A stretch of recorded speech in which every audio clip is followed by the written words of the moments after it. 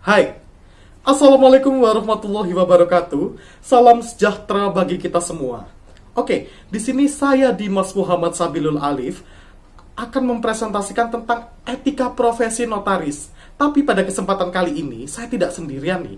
Saya membawa teman-teman saya nih untuk mempresentasikan tentang etika profesi notaris.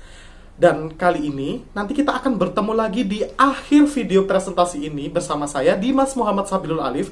Dan tanpa berlama-lama waktu lagi, kita langsung saja menuju video berikut ini untuk presentasi etika profesi notaris. Assalamualaikum warahmatullahi wabarakatuh. Nama saya Nikmah. Di sini saya akan menjelaskan mengenai notaris dan pejabat umum serta akta autentik.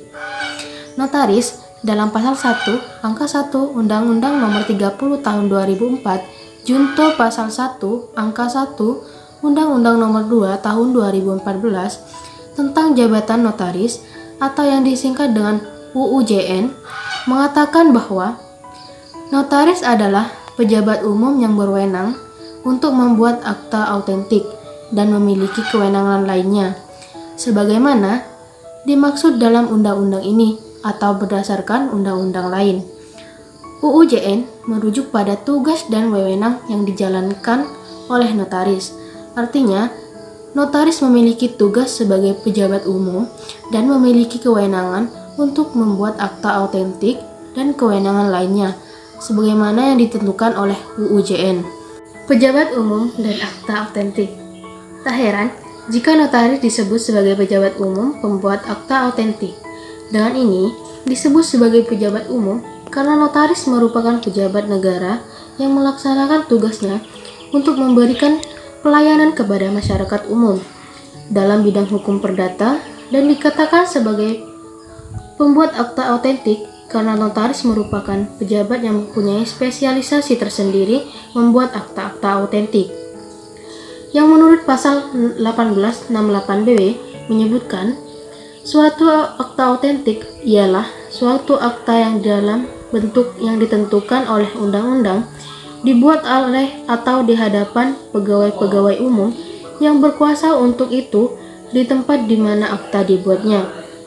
Dalam pasal 1868 BW tersebut hanya menjelaskan apa yang dinamakan akta autentik. Dan pasal 1870 Kitab Undang-Undang Hukum Perdata berfungsi sebagai alat pembuktian yang mutlak, dalam arti bahwa apa yang tersebut dalam akta autentik pada pokoknya dianggap benar.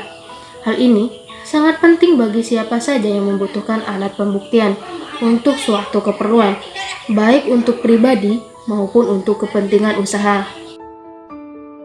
Assalamualaikum warahmatullahi wabarakatuh. Perkenalkan, nama saya Kori Ayusa Fitri. Di sini saya akan menjelaskan apa itu kewenangan notaris. Kewenangan notaris terdapat pada pasal 15 ayat 1 sampai dengan ayat 2 Undang-Undang Nomor 30 Tahun 2004, Junto Undang-Undang Nomor 2 Tahun 2014, Undang-Undang tentang Undang-Undang Jabatan Notaris. Pada ayat 1 mengatakan bahwa notaris berwenang membuat akta autentik mengenai semua perbuatan, perjanjian, dan ketetapan yang diharuskan oleh peraturan perundang-undang atau yang dikehendaki oleh yang berkepentingan untuk dinyatakan dalam akta autentik, menjamin kepastian tanggal pembuatan akta, menyimpan akta, salinan dan kutipan akta. Semua itu sepanjang pembuat akta-akta itu tidak juga ditugaskan atau dikecualikan kepada pejabat lain atau orang lain yang ditetapkan oleh undang-undang. Pada ayat 2 mengatakan bahwa notaris berwenang pula yang pertama mengesahkan tanda tangan dan menetapkan kepastian tanggal surat di bawah tangan dengan mendaftar dalam buku khusus. Yang kedua, membukukan surat-surat di bawah tangan dengan mendaftar dalam buku khusus. Yang ketiga, membuat kopi dari asli surat-surat di bawah tangan berupa salinan yang memuat uraian sebagaimana ditulis dan digambarkan dalam surat yang bersangkutan. Yang keempat, melakukan pengesahan kecocokan fotokopi sehubung dengan surat aslinya. Yang kelima, memberikan penyuluhan hukum sehubung dengan pembuatan akta. Yang keenam, membuat akta yang berkaitan dengan pertahanan. Dan yang terakhir, membuat akta risalah lelang. Assalamualaikum warahmatullahi wabarakatuh. Nama saya Iis Solehah, NIM 043. Baik, di sini saya akan sedikit menjelaskan tentang kewajiban, larangan, serta sanksi terhadap notaris. Kewajiban notaris di sini diatur di dalam pasal 16 Undang-Undang Nomor 30 Tahun 2004 Junto Undang-Undang Nomor 2 Tahun 2014 Undang-Undang Jabatan Notaris. Sedangkan untuk kode etik notaris Indonesia sendiri diatur di dalam pasal 3. Sedangkan untuk sanksi atas pelanggaran notaris sendiri di sini diatur di bab 4 pasal 6 Kode Etik Notaris Ikatan Notaris Indonesia, diatur tentang sanksi terhadap setiap pelanggaran kode etik notaris. Serta bab 5, 6 dan 7 mulai dari pasal 7 sampai dengan pasal 14 Kode Etik Notaris Ikatan Notaris Indonesia tata cara pelanggaran kode etik. Sedangkan untuk larangannya sendiri diatur di dalam pasal 17 Undang-Undang Nomor 30 Tahun 2004 Junto Undang-Undang Nomor 2 Tahun 2014 Undang-Undang Jabatan Notaris.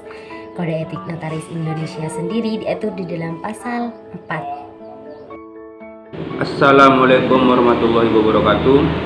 Baik, di slide 15 ini berisi tentang Ikatan Notaris Indonesia, perkumpulan organisasi bagi pras notaris berdiri semenjak tanggal 1 Juli 1908, diakui sebagai badan hukum berdasarkan Gouvernementsbeslot tanggal 5 September 1908 nomor 9, merupakan satu-satunya wadah pemersatu bagi semua dan setiap orang yang memangku dan menjalankan tugas jabatan sebagai pejabat umum di Indonesia. Sebagaimana hal itu telah diakui dan mendapat pengesahan dari pemerintah berdasarkan keputusan Menteri Kehakiman Republik Indonesia pada tanggal 23 Januari 1995 nomor C2 1022 HT 0106 tahun 1995 dan telah diumumkan di dalam Berita Negara Republik Indonesia tanggal 7 April 1995 nomor 28 tambahan nomor 1 garing P 1995. Oleh karena itu, sebagai dan merupakan organisasi notaris sebagaimana yang dimaksud dalam Undang-Undang Nomor 30 Tahun 2004 tentang Jabatan Notaris yang diundangkan dalam Lembaran Negara Republik Indonesia tahun 2004 nomor 117. Kemudian kode etik profesi notaris diatur dalam Kode Etik Ikatan Notaris Indonesia, yakni seluruh kaidah moral yang ditentukan oleh perkumpulan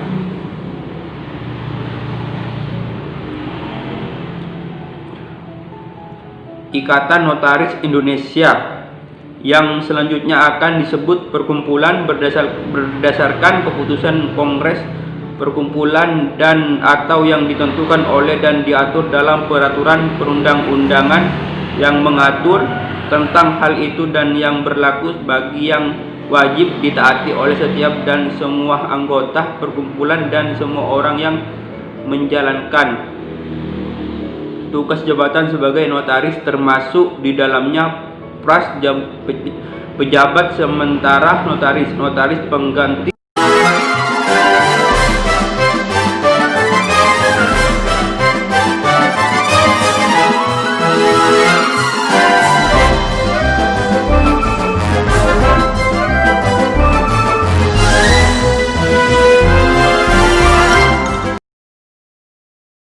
Bagaimana sanksi hukum notaris jika menghilangkan minota aktenya?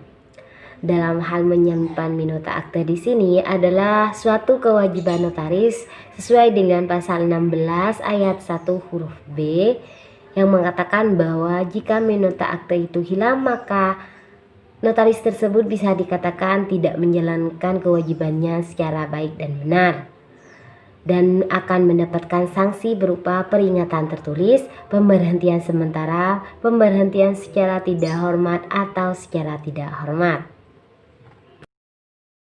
Bagaimana jika para penghadap menginginkan salinan akta kutipan dalam bahasa yang lain dan juga dalam bahasa dan huruf yang lain? Maka dapat dilakukan penerjemahan dari salinan akta tersebut.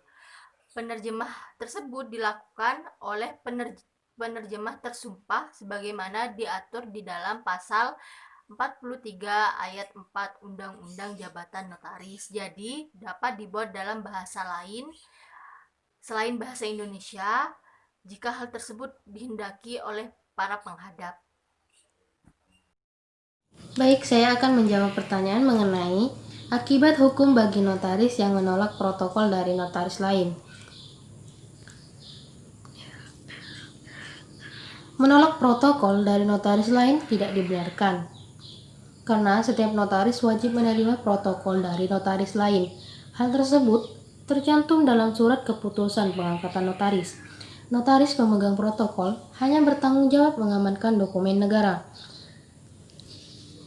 menyerahkan minuta akta jika dibutuhkan. Jika terjadi perbuatan hukum yang terjadi dalam akta tersebut, maka yang bertanggung jawab tetap notaris yang membuat akta tersebut.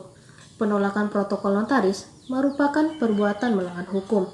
Perbuatan melawan hukum tersebut masuk dalam pelanggaran administratif serta kode etik jabatan notaris. Pengawasan terhadap notaris dilakukan oleh menteri dengan menunjuk MPD atau Majelis Pengawas Daerah. Dalam hal protokol notaris adalah Majelis Pengawas Daerah melakukan pengawasan repreventif dan repreventif dengan memberikan sanksi administratif berupa teguran lisan, teguran tertulis. Sanksi administratif diberikan berdasarkan hasil investigasi tim pemeriksa sehingga MPW bisa menjatuhkan sanksi tersebut kepada notaris yang menolak protokol atas usulan dari Majelis Pengawas Daerah. Baiklah, kita bertemu lagi di akhir video ini yang mana kami dari kelompok etika profesi notaris telah melakukan presentasi pada kesempatan kali ini. Baiklah, sebelum kita akhiri video ini, ada baiknya saya akan menarik sedikit saja mengenai tentang notaris itu sendiri. Nah, notaris ini berwenang sebagai pembuat akta otentik karena notaris ini dapat dikatakan sebagai pejabat umum pembuat akte otentik, yang mana akte otentik ini memuat semua perbuatan, perjanjian, dan ketetapan yang diharuskan oleh peraturan perundang-undangan, yang mana hal ini dikehendaki oleh yang berkepentingan untuk dinyatakan dalam akte otentik itu sendiri. Baiklah, cukup sekian saja presentasi dari kelompok dari etika notaris, etika profesi notaris. Kurang lebihnya kami mohon maaf. Saya akhiri, wassalamualaikum warahmatullahi wabarakatuh, dan salam sejahtera bagi kita semua.